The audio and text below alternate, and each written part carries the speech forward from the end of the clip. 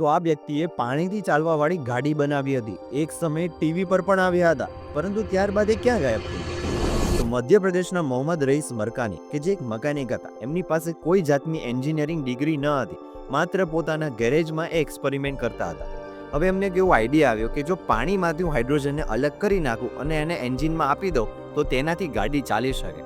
અને એના માટે એમણે કન્વર્ટર ડિવાઇસ પણ બનાવી કે જે આ જ રીતની પ્રોસેસ કરીને પેટ્રોલ અને ડીઝલ વગર પણ ગાડી ચલાવી શકે. માત્ર વાતો ન હતી, એમણે પોતાની મારુતિ 800ને આ રીતે કન્વર્ટ કરીને પાણીથી ચાલીને બતાવી પણ હતી. 2016માં હિસ્ટ્રી ટીવી 18નો OMG યે મેરા ઇન્ડિયાના એક શોમાં પણ એ આવ્યા હતા અને આખા દેશમાં એમનું નામ બની ગયું હતું.